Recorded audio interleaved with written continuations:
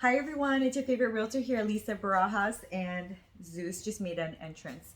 I wanted to talk to you guys about what is up in real estate right now, what's going on, what are we experiencing. So here's the thing, I want to share with you guys something very, very important in this video, and that is sellers who are selling but they're afraid to buy. That's what I really want to bring up and talk about today, because that is what's going on. I cannot even tell you how many conversations I've had with sellers, and the number one thing that they're afraid of is, Alyssa, I know I can sell my house for top dollar.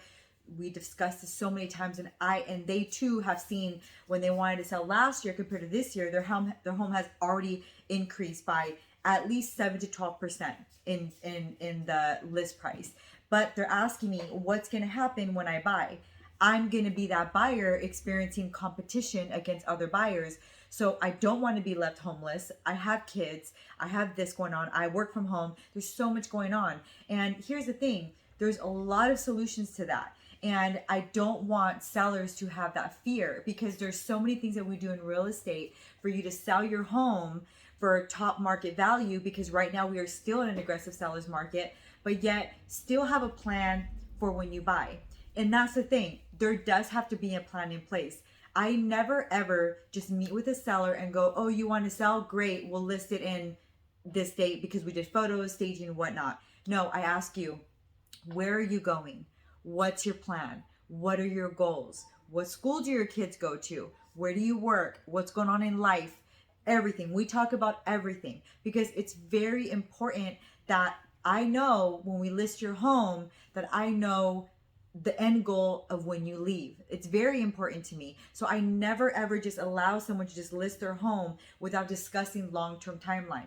Sometimes that timeline is literally as much as 6 months, you guys, meaning we discuss listing the date, we discuss, open houses, showings, reviewing offers, whether you are going to be, staying in your home a little bit longer after we close, shopping after. There's so many things we discuss, but I want to talk to you guys about the 3 things that are really important that I discuss with my sellers. The first one is we can always do a contingency. What that means is you and buyer agree that you will not sell your home, transfer title until you purchase your replacement property. However, I will tell you right now in this market, it is a very unattractive offer when you as a seller are writing an offer on another property as a contingency. But that doesn't mean it's impossible. I tell people this all the time. I've done it before. However, that would be one option. Option number 2 is you can have a possible rent back with the buyer. All these things are disclosed up front. So after you show your property, and let's say you get several offers, every buyer will know that you, the seller, will need to possibly rent it back for them for 1 month, 2 months, and even up to 6 months sometimes. It just all really depends. Option number 3, I've had clients tell me, Lisa, for me right now, I know I can get the most profit out of my property this year. I'm going to sell it, and I'm just going to move in with family so that I can patiently shop for my next home. I don't want to feel pressured. And that's an option too. That's obviously something you discuss with your family. And if you guys feel it's a good fit for you guys, then great. Option number 4, and I did say 3 options, but this is actually the one that, I also talk to people a lot, is I've had people where what we do is we have them, when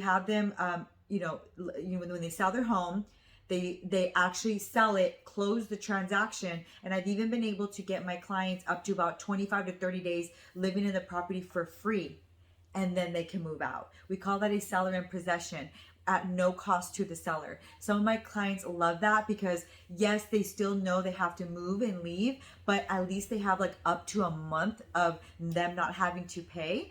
And we're able to get some time, even if it means we can home shop a little bit, maybe get lucky, enter to another escrow, but at least they're not scrambling with just closing and having a few days after. So there are a lot of options, but one of the things I don't want sellers to have is fear. There should be no fear in this. As long as we discuss it, we discuss timelines, goals, different options that you have, then there's nothing to be fearful of. Right now, sellers are still selling for top market value. It's quite amazing what's going on in the market right now. However, I will tell you that, from a lot of lender partners, rates are shifting. We don't know how long that will be. We don't know where that's headed. And everybody knows that when the rates start shifting, then that's when there'll be less buyers because the rates are affecting that. So I hope that helps you guys as a seller, and to kind of really figure out that there's more options than just, oh no, I'm gonna be homeless, I sold my home, where do I go? It doesn't end like that. So if you've been thinking of selling, please discuss your timeline with me. I'm more than happy to go over everything with you, and some of the awesome stories that I can share with you of past clients who have successfully sold their homes and purchased new ones, even during a pandemic. Okay, so I hope this helps you guys, and I hope you guys have a good day. Bye.